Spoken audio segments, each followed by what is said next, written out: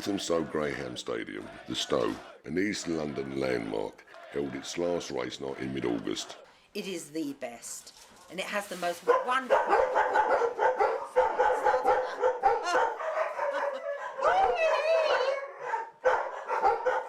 It's a wonderful atmosphere. There's just simply nothing like it. It's simply the best. You can't imagine greyhound racing in London without Walthamstow Stadium. We used to raise a lot of money for the Hackney Hospice. Walthamstow was attracted the biggest crowds out of any of the stadiums in the UK. If you're paying to get in, far left-hand doors, far left if you're paying. Middle doors, six-pack, Starway, track pack, tickets, middle doors. Any other passes, far right, but if you're paying cash, over on the left if you're paying cash. The Stowe was almost certainly the most successful and best greyhound stadium in the world. It was the flagship for dog racing in this country.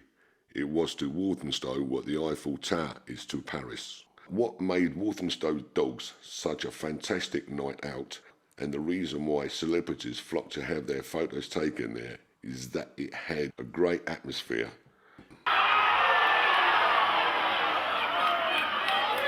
The Stowe should have been celebrating its 75th anniversary this year, a fine reason for a knees up and a bit of publicity.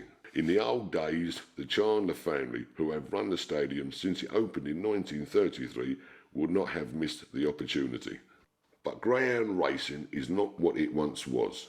In the mid-1940s, the dogs clocked up something like 50 million attendances, and there were 77 licensed tracks. Last year, only 3 million attended the 30 tracks that remain. The first nail in the coffin was legalised betting in the 1960s. Up to that point, the only way to make a legal bet was to go to a track. At first, when it was made legal, opening hours were highly restricted. Then came late night opening hours, direct competition with the stadium. Finally, and perhaps worst of all, there was the abolition of the general betting duty in 2001. General betting duty taxed off-course gambling. It never applied to the on-course bookmakers. The tax was abolished because British bookies said they were being driven out of business by the internet. Gamblers could place a bet on their home computer without having to pay the tax. The government acted swiftly to save the bookies, but damaged the dog tracks.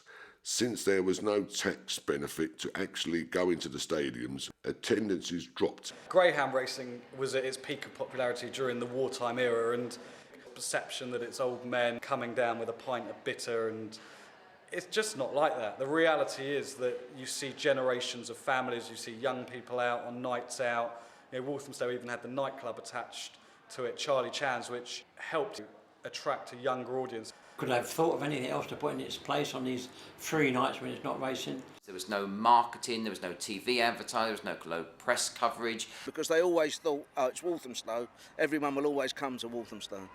But you can't afford to be complacent in a modern world. What we could see as punters ourselves is that it's hypnotic.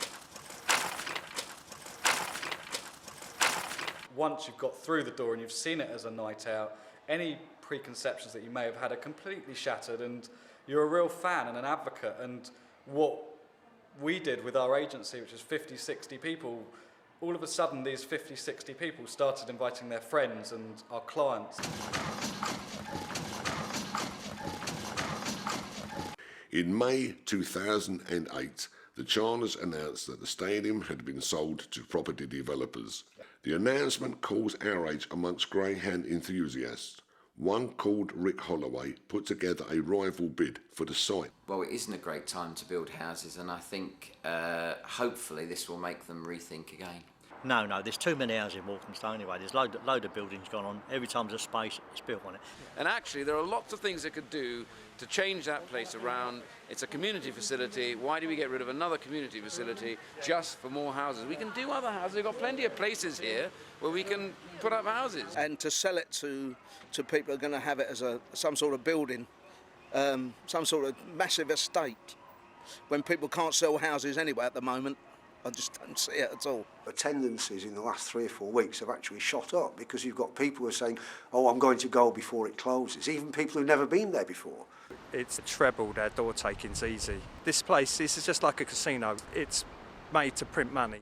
Getting planning permission should be quite difficult, since much of the site has been listed Grade 2 by English Heritage. Another London stadium, Catford, is undeveloped 5 years after the last dog race was run. The listing isn't going to stop the stadium being sold and being redeveloped. I mean, it may mean that bits of it get preserved, but that's as far as it's going to go. And the number of people who recognise Walthamstow because of the Greyhound Stadium is actually a huge number. Lots and lots of people who've been there. I've had letters from all over the country.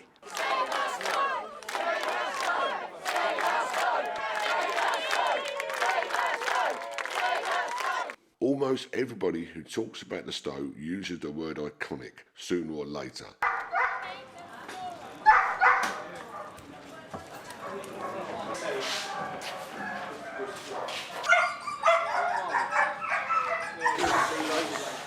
There is widespread agreement that English Heritage was right to list elements of the stadium. I'm pleased that parts of the track will be preserved, whatever may happen in the future.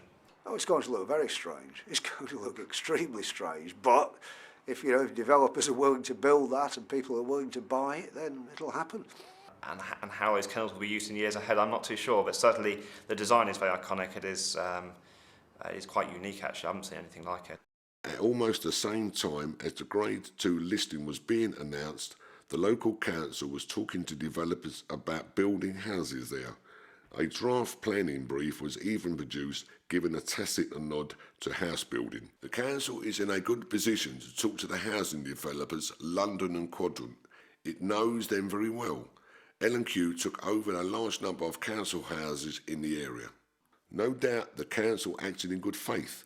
Planning officers were told that the stadium could not survive because it was unprofitable. It was impossible to check since talks were secret. Besides, everyone knew the Charners were experts when it came to running Greyhound stadiums. How could they be wrong?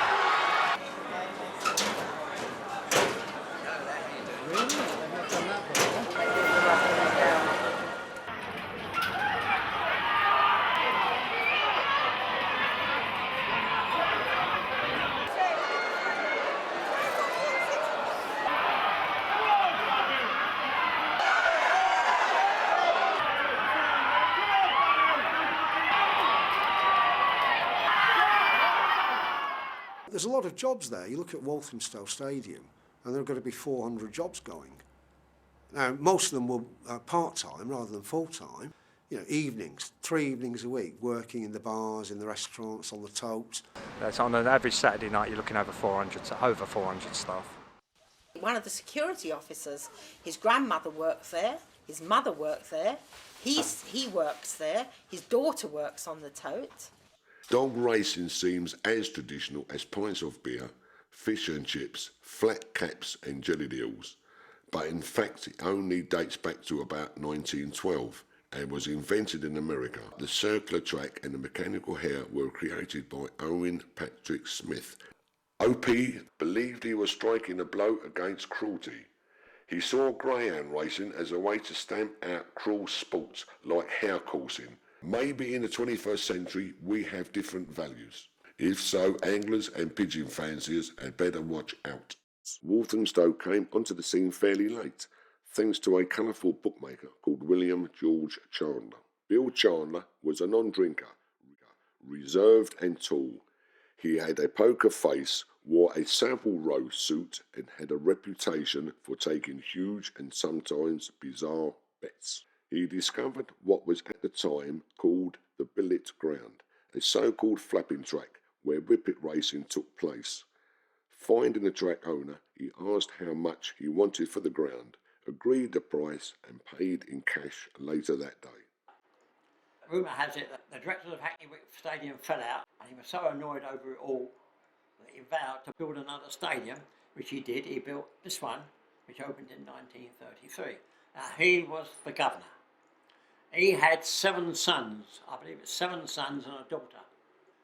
He was a big gambler, big card player, and obviously a very strong man.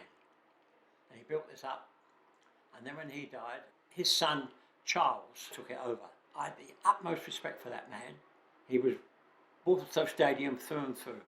Although some of the Chandlers are retiring, the Chandler name will continue to be associated with gambling and dog racing thanks to Victor Chandler. Victor was one of the bookmakers who helped create the internet betting industry. He probably could have bought the Stowe and kept it going. Major bookies, Coral, Ladbrokes and William Hill, each own 2 tracks and make a very good job of running them. Some hoped Victor Chandler could have been the first internet bookie to join the club.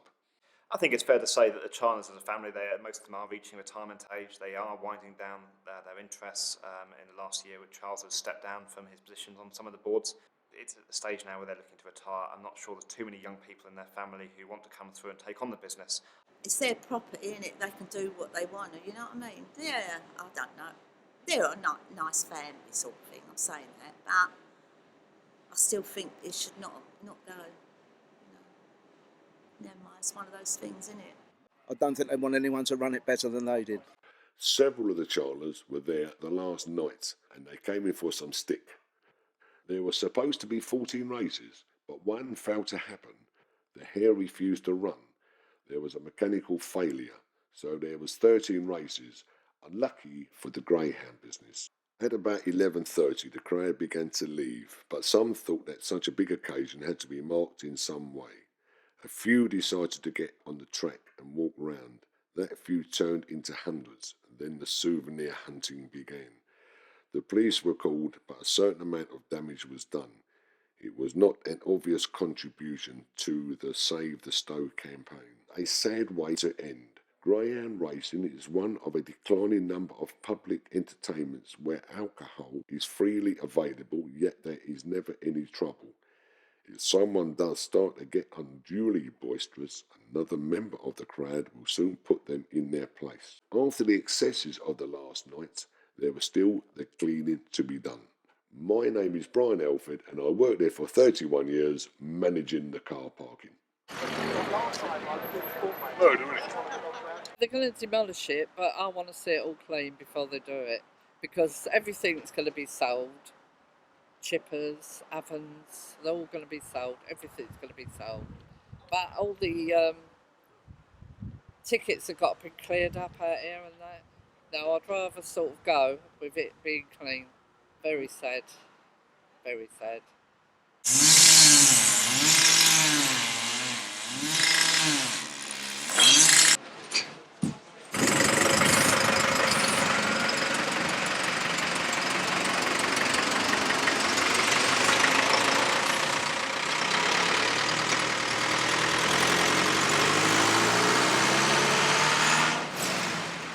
They've got stress-busting ears, these dogs, haven't they? You can fiddle with these things all day.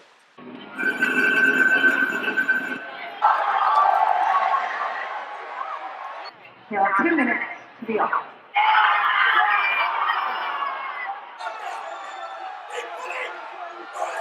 Save the